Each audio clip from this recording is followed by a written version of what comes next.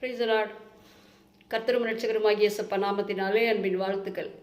நீண்ட இடைவேளைக்கு பிறகு மீண்டும் வீடியோ டைம் இல்லை. ஸோ யோவான் 15:18 உலகம் உங்களை பகைத்தால் அது உங்களை பகைக்கிறதற்கு முன்னே என்னை பகைத்ததென்று அறியுங்கள். ஆமாம், ஆண்டவராக இயேசு கிறிஸ்து சொல்லுகிறாரு, இந்த உலகம் உன்னை பகைத்தால் பகைக்கிறது.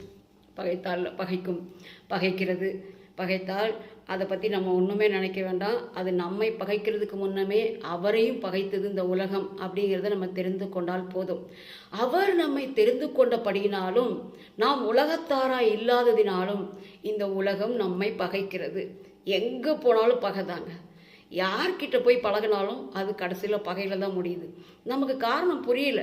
பல நேரங்களில் நம்ம திகைக்கிறோம். நான் என்ன பண்ணிட்டேன்? முகாந்திரம் வேண்டாமா? ஒரு காரணம் வேண்டாமா? என்ன பகைக்கிறதுக்கு என்ன ரீசன் இருக்குது அப்படின்னு நம்ம நினைக்கிறோம். ஆனால் இந்த உலகம் நம்மை பகைக்குதுன்னு சொன்னால் நீங்களும் நானும் உலகத்தார் அல்ல. நாம் உலகத்தார் கிடையாது. இந்த உலகத்திற்குரிய வாழ்க்கை வாழ்ந்தோம் என்று சொன்னால் இந்த உலகம் நம்மை நேசிக்கும்.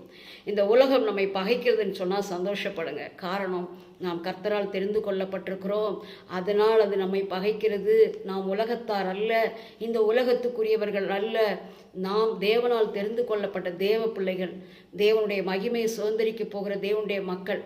ஸோ இந்த உலகம் பகைத்தால் நம்ம ஆச்சரியப்பட வேண்டாம், வருத்தப்பட வேண்டாம், கவலைப்பட வேண்டாம், சந்தோஷப்படுங்க.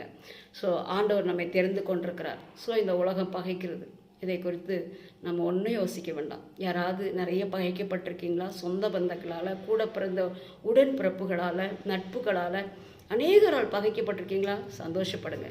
நீங்கள் உலகத்தார் அல்ல. தேவன் உங்களை பிரித்தெடுத்திருக்கிறார். கர்த்தர் தாமே உங்களை ஆசீர்வதிப்பாராக. ஆமேன்.